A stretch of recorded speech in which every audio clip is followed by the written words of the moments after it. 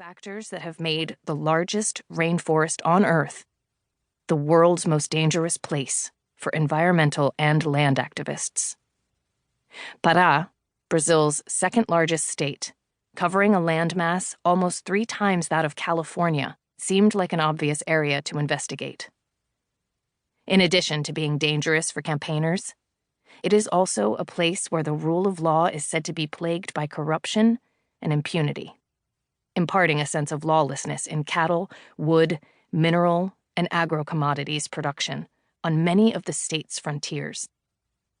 These areas are connected to the world through supply chains reaching markets as far away as China, Russia, Spain, and the United States. My source suggested that I do my research in southeastern Pará, one of the most developed areas and home to tens of thousands of migrants who have moved from throughout Brazil to cash in on the riches of both natural resources and the seemingly endless availability of land. Marabá, a sprawling city built up along the Tocantins River, is the regional hub, where direct flights land from Brasília, but my source advised me to focus on a lesser-known town, Rondon do Pará, or Rondon, as people call it. For decades, he said, Rondon had been home to criminal organizations that had plundered the region's rainforest, often resorting to hired assassins to silence opponents. He described the town, which is close to the border of Maranhão state, as a nest of gunmen, or pistoleros, with ties not only to powerful rural elites, but also to law enforcement and politicians in the Brazilian Congress. At the top of this entwined and murky system of power, according to my source, were large landowners in the region.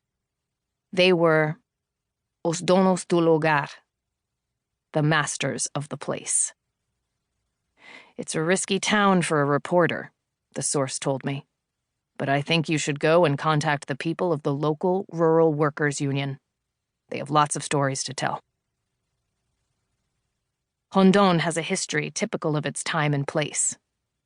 In the late 1960s, when the Brazilian federal government decided to build a grid of highways penetrating the hinterlands, settlers moved into the lands of an indigenous tribe, triggering clashes in what is today Rondon, but was at the time a forest so dense and alive that, according to pioneers, a monkey could cross it from branch to branch without ever setting foot on the ground. The tribe was removed by the government and transferred to a reservation, and colonists began to carve out gardens, farms, and cattle ranches. Pioneers recalled arriving in the area on foot and settling in the absolute wilderness, often near streams and rivers. As they waited for their new gardens to provide a first harvest of rice and manioc, they survived on a diet of river turtle eggs, fish, and roasted armadillos. Some died from malaria or snake bite.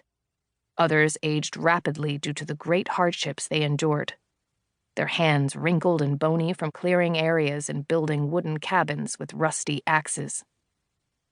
The extreme loneliness of the settlers was eased only by the sense of opportunity. As the colonization process progressed, with trails hacked through the wilderness, word spread that the region was open for development.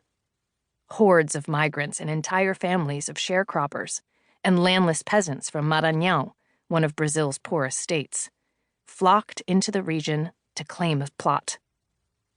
Wealthy ranchers, dealers in wood, and land sharks also moved in, traveling in small planes that flew for hours over a carpet of green before landing on tiny and bumpy airstrips. Covered in sand and dotted with weeds, these were located near Marabá or Paragominas, another outpost that had developed earlier than Rondon. The men in the plains came from rich states in the southeast of Brazil, like Minas Gerais or Espírito Santo. Soon, these rural entrepreneurs, often referred to as fazendeiros, formed a rural elite influencing politics and shaping the future development of Pará.